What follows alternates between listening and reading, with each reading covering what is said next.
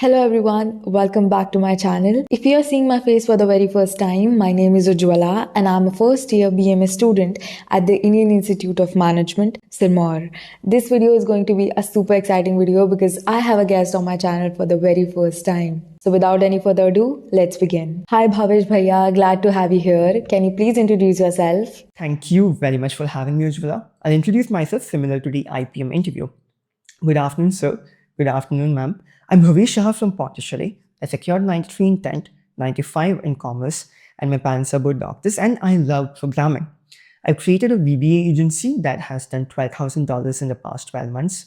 I also love teaching VBA. My YouTube channel has amassed 1.5 million views. I got the opportunity to take a guest lecture at Christ University for the business analytics students talking about YouTube analytics. And I'm very excited to be here. Moving past all of that, I completed my 3 years of IPM at IIM Ranchi. I secured second position there, and I also had the opportunity to work and build the entire official website of my college.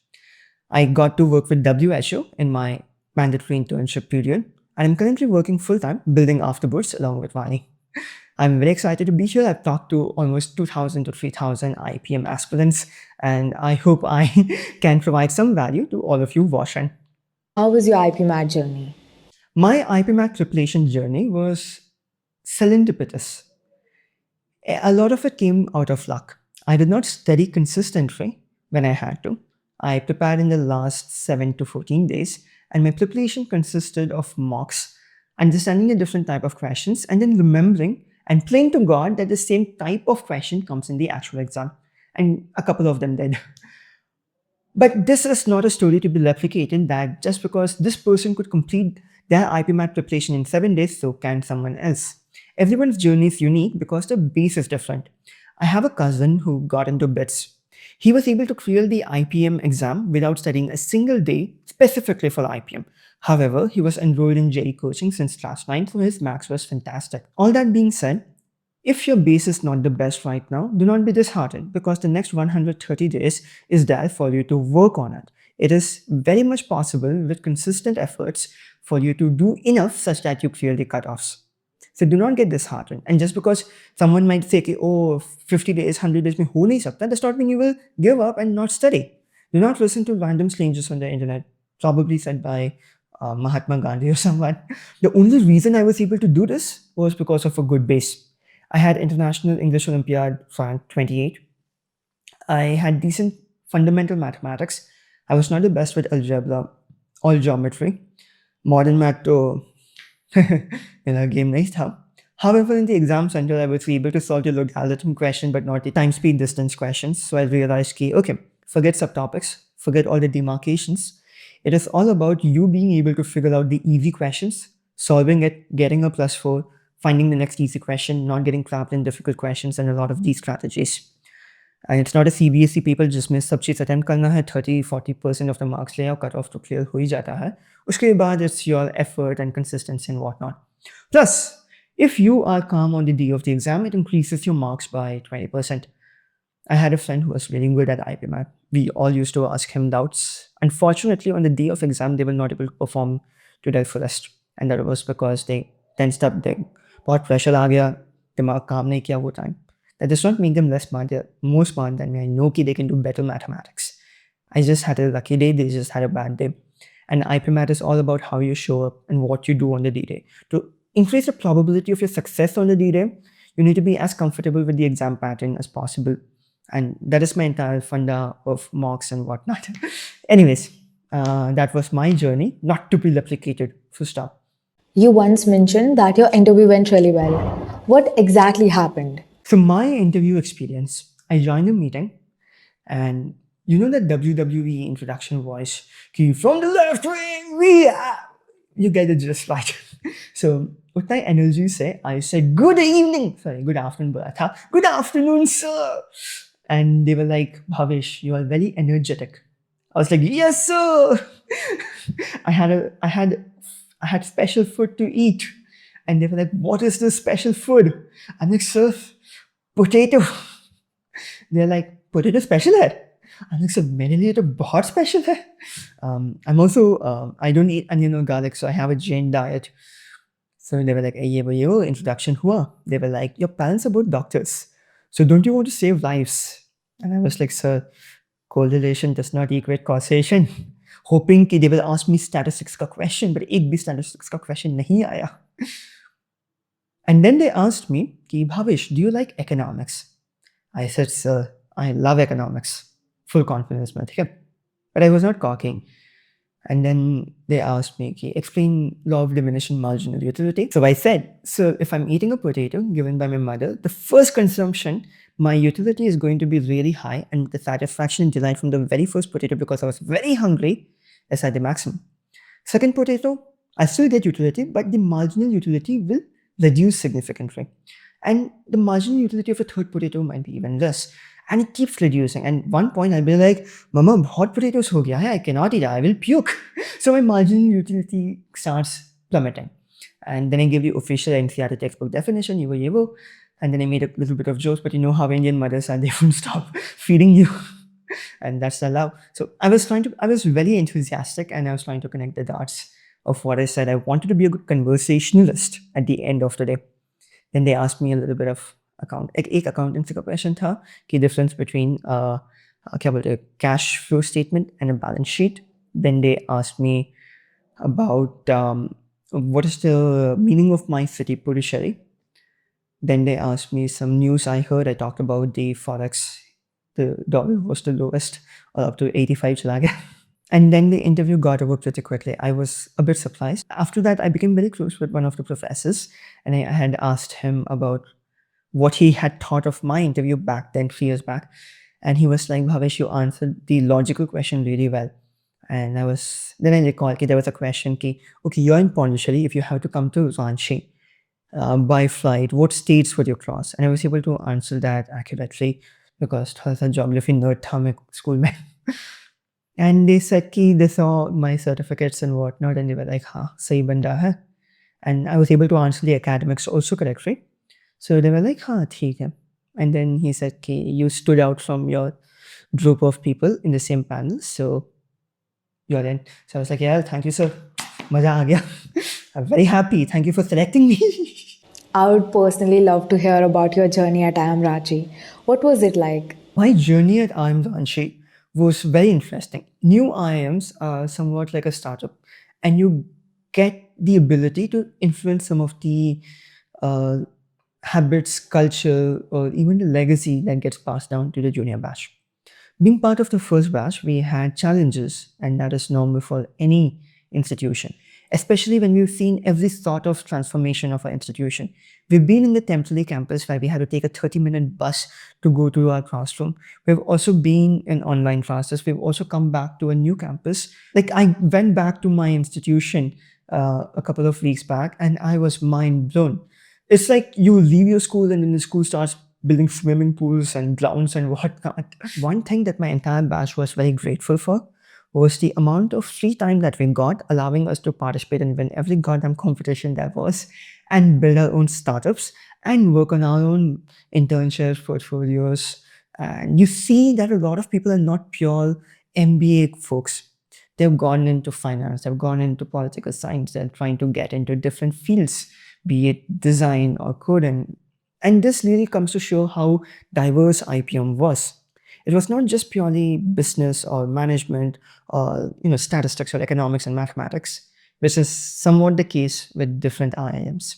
We had liberal arts. My favorite course was philosophy by Aurobindo Sahu sir, the best pedagogy for understanding philosophy from a business perspective. He talked about the Ford Pinto case. He talked about all these generic problems that you've seen online, like the trolley problem, about epistemology, about what is art and this and that. But he was able to connect it with business context in a way that was never done before because he made the pedagogy of the course. And the readings were just so creative, and it has made us very good conversationalists. So when we talk about things, people realize, okay, this guy might have some substance. And that is something that really stands out in my experience of IIM Ranchi. At the end of the day, professors were also very close with us. We've had opportunities to dine with them, to be in video calls till 1 a.m. in the night. They stayed back after classes helping us out, be it college, be it any competition or beat our own personal lives. So the relationship we had with the faculties was insanely close, and it was not like arm's distance away, unlike other IIMs. So these were some of the USPs I found, and that is the beauty of new IIMs. The trajectory of growth is a lot higher. Like even if I take the example of Bodh Gaya, people might get confused कि अरे इनका placement इतना कम है as compared to XYZ, this, that. But you should also see कि they went from say 11 lakhs to 16 lakhs, which is 5 by 11, almost 45% jump. And that is not always the case with old IIMs because the absolute number is already high. So whenever you're trying to gauge IIMs with placement numbers, which is not a pure way of looking at ROI, ROI is never going to be a placement received by fees paid. That is a very crude way of looking at the experiences, the relationships, the networks, the character development that you had in a college. So yes, I think Jare Gyan de diya. Unnecessary. Kunal Shah says that India is a status-driven nation and not a wealth-driven nation. That means if you tell that I'm from an IIM, many uncles and auntie in a 10-mile radius will be so jealous of your parents. However, it is foolhardy to assume that once you join an IIM, things will fall in place. Going there, you will have to work 3 times harder, making sure that you're able to keep up with the classes, the projects, the assignments, the quizzes, the midterms, the midterms, your clubs, your committees, your SIJs, your competitions, your extracurricular activities, your startups, or even your internships, or even you being able to give time to the friendships, to the parties, to other people with whom you want to work and learn. So many opportunities. You will need to learn how to prioritize. You will have to take care of yourself. Like you need to know how to use the tab. Tag होने से कुछ नहीं होगा, tag को खिलना पड़ता है. So when I go in flights and someone asks me, because I work in my laptop, some people tend to ask me, और बेटा कहाँ से हो, क्या करते हो, रांची क्यों आ रहे हो, रांची से क्यों जा रहे हो. It's a very good way to instantly get social credibility, to be honest. And on top of that, if I talk about my business also gets more credibility. So that is something that has helped out. Now, at the same time, I've seen my friends from say Christ University who got an internship at JP Morgan after the bachelor's BBA, which some IIM students might not be able to, be it Indore or Jammu. So I also think it is very person specific and dependent on your skill sets of being able to make opportunities for yourself. Having the IIM tag is just one small arrow in your quiver that you can shoot to get a shot. I hope that makes sense. Just out of curiosity, Bhaiya, you told me that afterboards need not to be explicitly promoted in this video. What do you mean by that? And what is the marketing strategy behind this? Our relationship with marketing is very unique. We do not think that us shoving it down on someone's face, ki afterboards mocks lelo, is the smartest thing to do.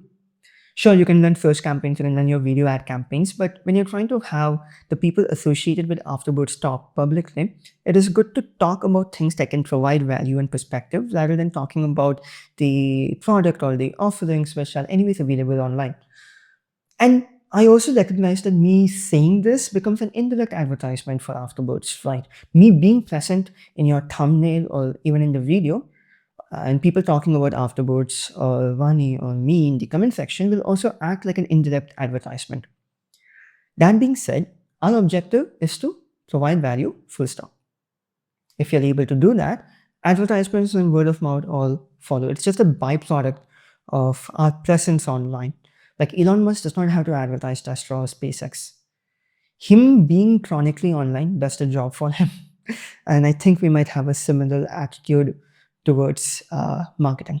Bhaiya, I know balancing academics at IIM Ranchi must have been challenging. How did you and Vanidhi carve out time to build afterboards?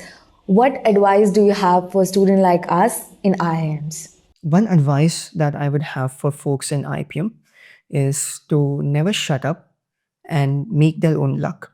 Luck happens when you show up. Luck equals doing into telling square. The projects that you make are good.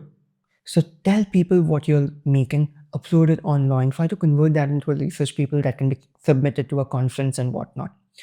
I was able to do a lot of things mainly because I had a really, really good team. I was extremely grateful that I had a co-founder in Vani.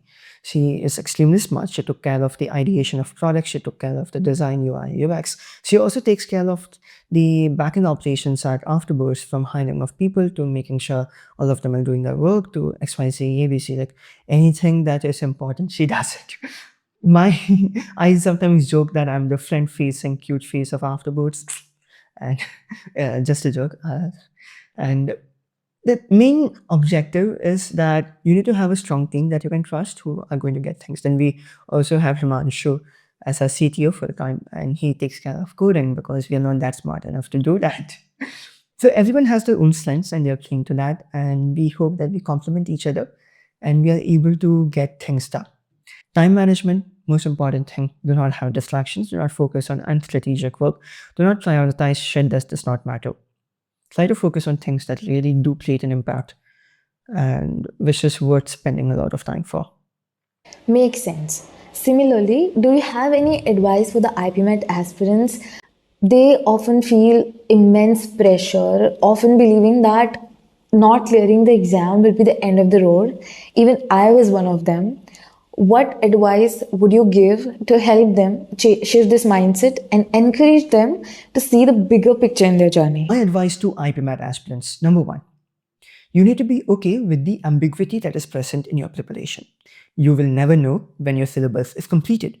You will never know because there will always exist a question that you might not be able to solve even if you put 1 week into a subtopic. And that is okay.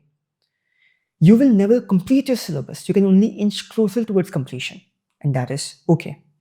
Have proxies. If you're able to complete level 4 on Afterbirds, or say even level 2 on Arun Sharma, you can assume, okay, I've completed this topic to a good extent. If more questions come, I will fill my knowledge gaps by learning that through mocks and sections and whatnot, or any practice material that may be.